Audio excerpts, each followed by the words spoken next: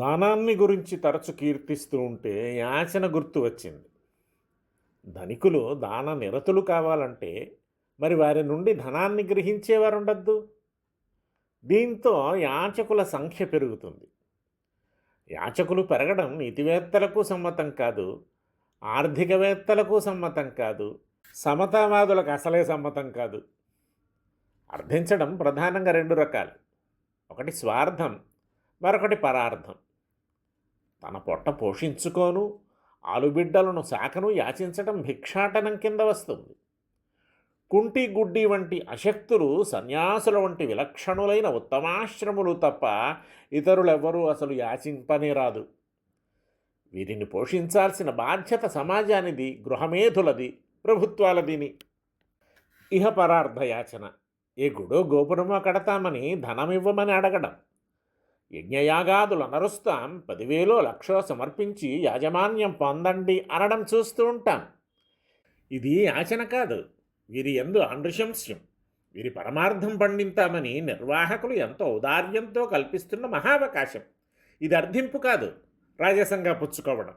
వారు యాచిస్తున్నామనుకోరు కనుక వారికి జంకు కొంకులుండవు. కానీ యాచిస్తున్నానని తాను అనుకొని కావించే యాచన ఉన్నది చూశారు, ఇది మనిషిని చాలా దిగజారుస్తుంది. ఎలా దిగజారుస్తుందో చెబుతున్నాడు. సేవేవమానమఖిలం జ్యోత్స్నేవతమో జరేవ లావణ్యం హరిహర కథేవ దురితం గుణశతమప్యర్థితాహరతి. అభిమానాన్ని సేవ అంటే నౌకిరి, చీకటిని వెన్నెల, లావణ్యాన్ని ముదిమి, దురితాలను శివకేశవ కథలు హరించినట్లు ఎన్ని గుణాలను యాచకత్వం హరించి వేస్తుంది. సేవావృత్తి చాలా కష్టం. వ్యక్తిత్వాన్ని చంపుకొని దినదిన గండంగా బ్రతుకు నీడవాలి. ఎంతటి అభిమానాన్ని అణిచేస్తుంది పరసేవ. చిమ్మ చీకట్లు కూడా వెన్నెల రాగానే విరిసిపోతాయి, వెలుగొస్తుంది.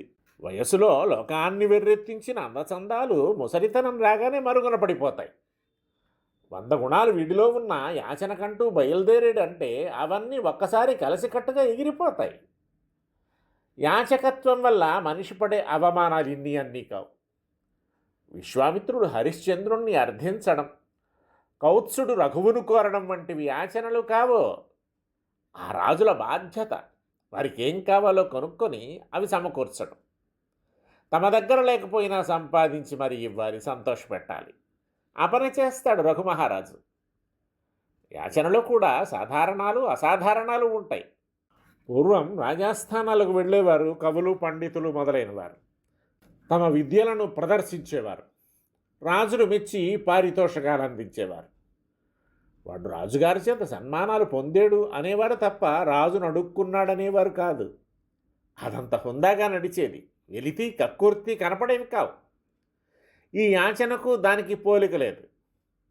లోకంలో అన్నింటికంటే తేలికైనది ఎండు గడ్డిపోచ, దానికంటే తేలిక దూది పింజ, దూది కంటేనూ తేలిక యాచకుడు. అంతకుముందు వాడిలో ఎన్ని గుణాలుండని ఉండి దేహి అనగానే అవన్నీ ఒక్కపెట్టున వీడిని వదిలిపోతాయి.